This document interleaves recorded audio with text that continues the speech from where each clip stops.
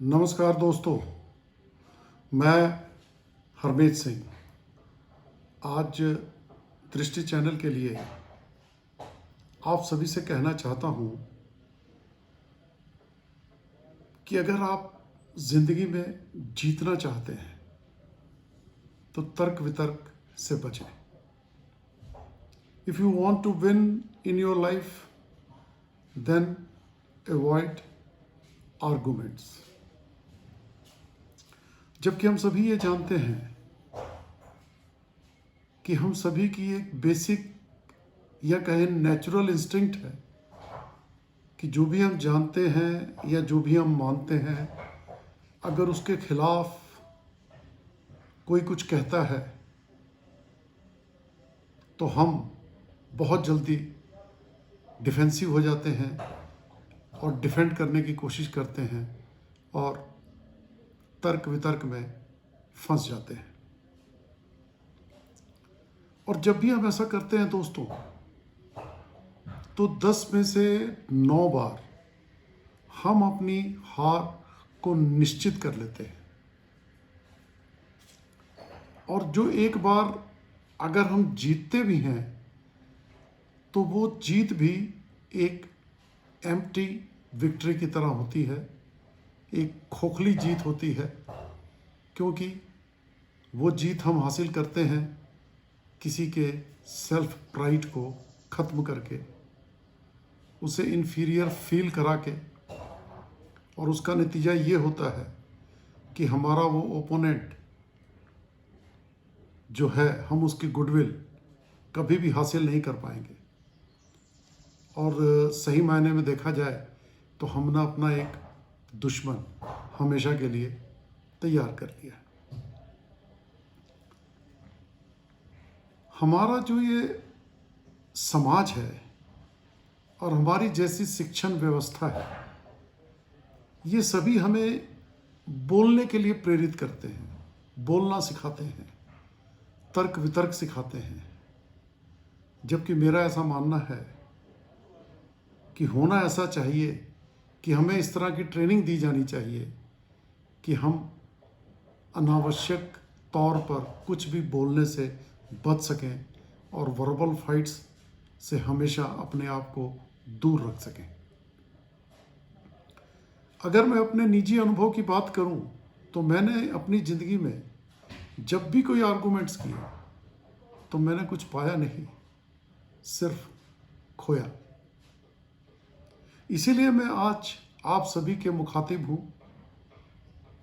कि आप लोग इस वजह से कोई नुकसान ना उठा पाएं और हमेशा अपने आप को आर्गुमेंट्स से बचाएं। मैं आपसे एक तो उदाहरण शेयर करता हूं। किसी ज़माने में मैं वॉक्सवैगन में काम किया करता था, तो वहाँ पर एक सेल्स ऑफिसर थे जो कि बहुत ही कामयाब थे। सबसे ज़्यादा गाड़ियों की सेल उन्हीं की होती थी हमेशा। तो मैंने उससे एक बार पूछा कि तुम्हारी सफलता का आखिर राज क्या है। तो उसने मुझे बताया कि उसके पास आम तौर पर जो क्लाइंट्स आते हैं, कई बार वो क्लाइंट्स हमारे ब्रांड की कमियां गिनाना शुरू कर देते हैं, बुराइयां करना शुरू कर देते हैं, और कई बार हमारे सामने दूसरे ब्रांड्स की बहुत सारी बड़ाइयां करनी शुरू कर देते हैं। तो ऐसी पोजीशन में मैं कभी भी अपने आप को या अपने ब्रांड को डिफेंड करने की कोशिश नहीं करता हूँ। मैं तुरंत ही उनसे सहमत हो जाता हूँ।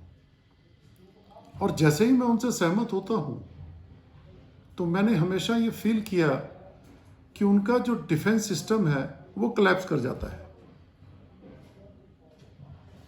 उनका जो एक एडमेंट एटीट्यूड होता है वो धीरे धीरे बदलने लगता है, क्योंकि मैंने उनके ईगो को एक्सपेंड होने के लिए स्पेस दे दी।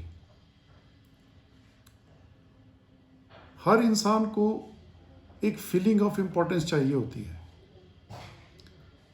तो जब मैं उन्हें ये इम्पोर्टेंस देता हूँ और उनकी बात को वैल्यू देता हूँ, तो वो फिर मेरे साथ धीरे धीरे उनका जो एटीट्यूड है वो चेंज होना शुरू हो जाता है, उनका व्यवहार दोस्ताना होने से लगता है। और जब वो इस लेवल पर पहुंचते हैं तब धीरे धीरे मैं अपने पॉइंट्स, अपनी बातें उनको कहना शुरू करता हूं और तब वो बातें उन पर असर लाती हैं और आम तौर पर मैं अपना आइडिया उनको बेचने में सफल हो जाता हूं। इसी तरह हमारे एक जानकार थे, तो उनकी शादी की 50वीं वर्षगांठ थी। तो ये तो ऑब्वियस है कि उनकी शादी बहुत सक्सेसफुल थी। तो मैंने उनसे पूछा कि आखिर आपकी मैरिज के इतने सक्सेसफुल होने का क्या कारण है, क्या राज है? तो उन्होंने मुझे बताया कि बरसों पहले उन्होंने और उनकी पत्नी ने आपस में एक समझौता किया था, और ये समझौता ये था कि जब भी हम गुस्से में हों, चाहे जितना मर्जी गुस्सा हो, तो अगर एक आदमी गुस्से में बोल रहा है, चिल्ला रहा है, तो दूसरा हमेशा उसे सुनेगा, दूसरा कोई जवाब नहीं देगा। सिर्फ इसी वजह से हमने अपने आप को हमेशा आर्गुमेंट से दूर रखा और हमारी शादी बहुत सफलता से चलती रही। जब दोनों ही चिल्लाना शुरू कर देते हैं तो फिर कोई कम्युनिकेशन नहीं हो पाता, कोई बात नहीं हो पाती, सिर्फ शोर होता है और एक बैड वाइब्रेशंस होते हैं। आप लोगों ने आम तौर पर टीवी पे आजकल बहुत सारे डिबेट्स देखे होंगे। क्या कोई भी ऐसा डिबेट आपने देखा जहां पर अपने अपोनेंट को कोई भी कन्विंस करने में कामयाब हो गया हो? बल्कि अक्सर ऐसा होता है कि जितनी ही बहस की जाती है, लोग अपनी बात पर उतना ही ज़्यादा अड़ना शुरू कर देते हैं। अब ये सीएए को लेकर और अभी फार्मर्स बिल को लेकर कितनी बहसें हुई, लेकिन उन सभी बहसों का रिजल्ट आपको जैसा पता ही है, नील बटा नील। तो अब सवाल ये है कि कैसे हम आर्गुमेंट से बचें। डिसएग्रीमेंट तो हमारी जिंदगी का हिस्सा है, ये तो होते ही हैं, लेकिन हमें अपने आप को बचाना है कि ये आर्गुमेंट में ना बदल जाए। इसके लिए कुछ सिंपल टेक्निक्स हैं जो मैं आप लोगों के साथ आज डिस्कस करना चाहता हूं। सबसे पहली चीज है दोस्तों, वेलकम द डिसएग्रीमेंट। डिसएग्रीमेंट एक बहुत ही नेचुरल सी बात है। दो इंसानों की राय अलग अलग होती ही है, विचार अलग अलग होते ही हैं, तो उन्हें हमें वेलकम करना चाहिए, उन्हें सुनना चाहिए। और ज़्यादातर ऐसा होता है कि आपका ओपोनेंट आपको कुछ ऐसे पॉइंट्स बताता है जिनके बारे में आपने सोचा ही नहीं होता, जिन पर आपका ध्यान ही नहीं गया होता। तो इस चीज़ के लिए आपको हमेशा अपने ओपोनेंट का थैंकफुल होना चाहिए, क्योंकि उसने आपको एक अवसर दिया करेक्ट होने का। लेकिन यूजुअली हम ऐसा कर नहीं पाते हैं। तो बहुत ज़रूरी है कि हम उस वक्त अपने आप को काम रखें, कंपोज रखें और ध्यान पूर्वक इस ओर सोचें। दूसरी बात है दोस्तों कि अपने टेम्पर को कंट्रोल में रखें और अपने रिएक्शन को होल्ड पर रखें।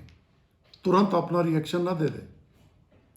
और जब भी कोई आपका ओपोनेंट बोल रहा है तो उसे बीच में ना रोकें, क्योंकि अगर आप ऐसा करेंगे तो इससे सिर्फ मिसअंडरस्टैंडिंग बढ़ेगी।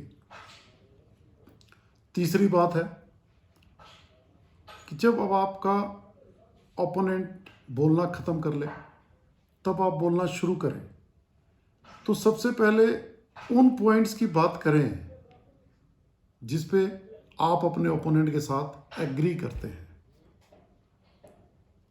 और अगर आपने कुछ ऐसी पॉइंट्स हैं जो कि आपने रियलाइज़ कर लिया कि वो आपकी गलती थी, तो बहुत ईमानदारी से उसे स्वीकार कर लें। जैसे ही आप इसे स्वीकार कर लेंगे, अपनी गलती मान लेंगे, तो आप अपने ओपोनेंट को डिसआर्म कर देंगे, उसको बिल्कुल डिफेंसलेस कर देंगे।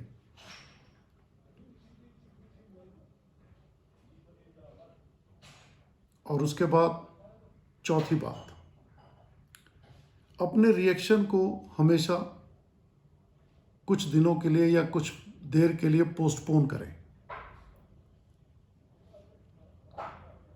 ताकि दोनों पक्षों को हर एक पॉइंट पर गहराई से सोचने विचारने का समय मिल जाए। जब आप ऐसा करते हैं तो अपने ओपोनेंट को थैंक्स जरूर करें, क्योंकि अगर आप थैंकफुल होंगे तो अब आप अपने ओपोनेंट के मन में कहीं एक सॉफ्ट कॉर्नर बना लेंगे, जो कि आपको आपकी नेक्स्ट मीटिंग में बहुत काम आएगा।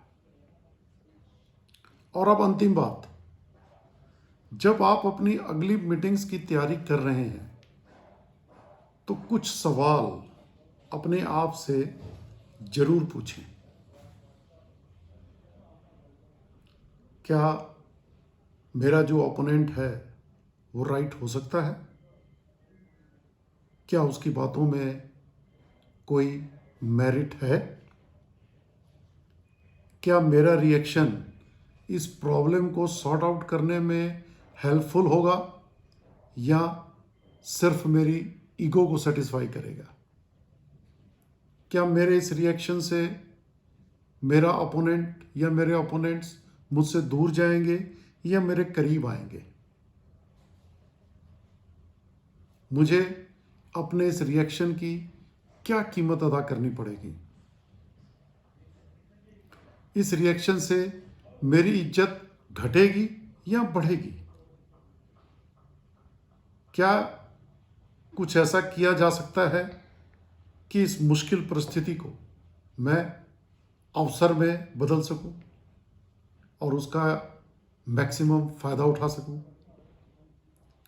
अगर आपने इस तरीके से एक लॉजिकल और रैशनल तरीके से सोच विचार किया, तो मुझे उम्मीद है दोस्तों कि हर मुश्किल परिस्थिति को आप एक अवसर में बदलने में कामयाब हो जाएंगे और आर्गुमेंट्स को अवॉइड करने में सफल हो जाएंगे और अपनी इज्जत को बढ़ाने में हमेशा कामयाब होंगे।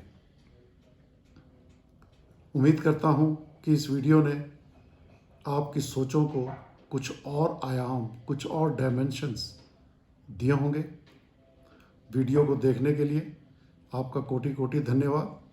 अगर आप इसे लाइक करेंगे, शेयर करेंगे और सब्सक्राइब करेंगे तो हमें बहुत खुशी होगी। थैंक्स।